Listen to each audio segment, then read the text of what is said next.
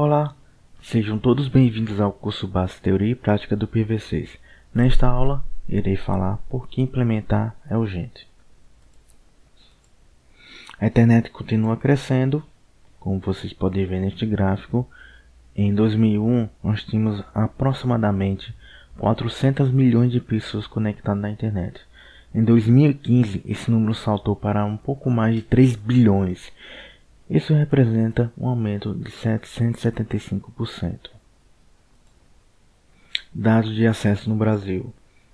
Como vocês podem ver neste gráfico, que representa o quantitativo de domicílios que possuem acesso à internet, em 2004, um pouco mais de 12% tinham acesso à internet.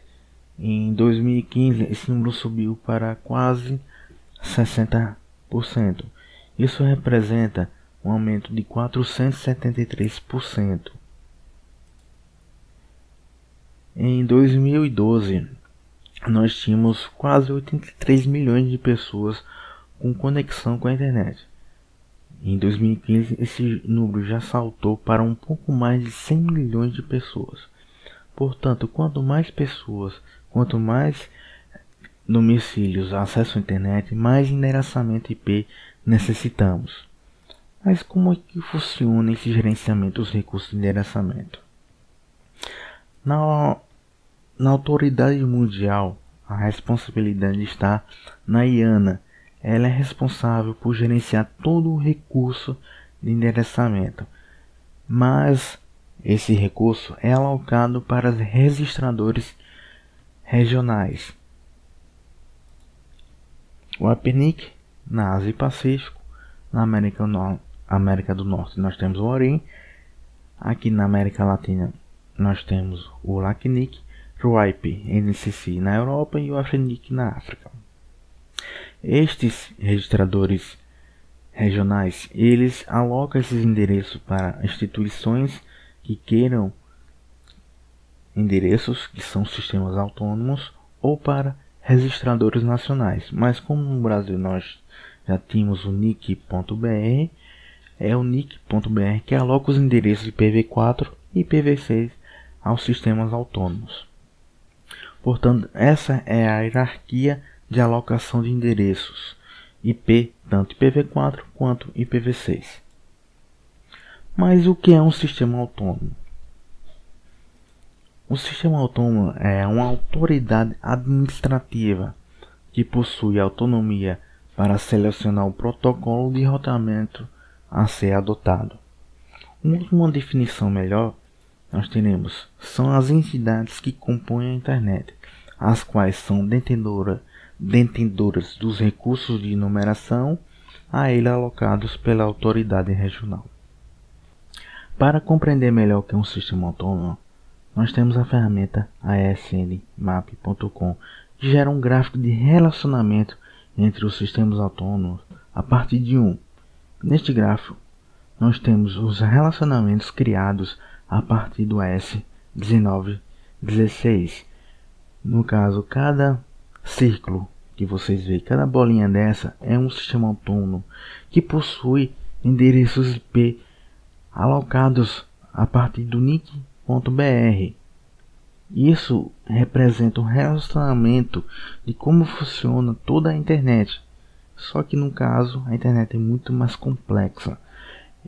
Ela envolve o relacionamento entre diversos e milhares de sistemas autônomos que possuem autonomia e como gerenciar esses recursos de endereçamento.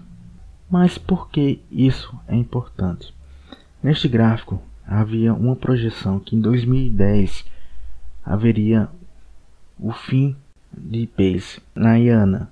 Porém, isso aconteceu em 2011, que foi o fim dos endereços disponíveis na IANA.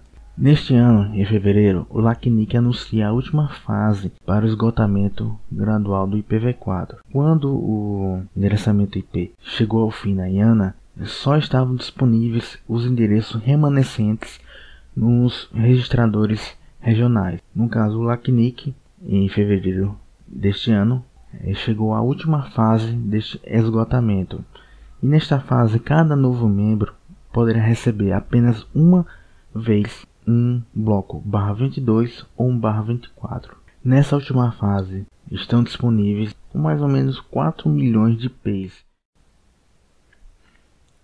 Problemas em não implementar. O barato aqui pode ser mais caro.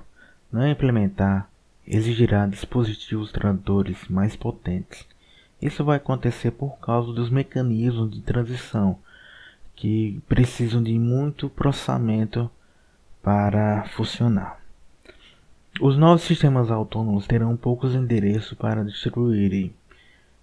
Todo provedor ele precisa, para pelo menos algumas empresas, distribuir alguns IPs, tipo 1/29, 1/30, pelo menos um IP válido fixo, no mínimo. Mas algumas empresas vão querer mais, vamos dizer 4, 5, 10, vão exigir um pouco mais de IP.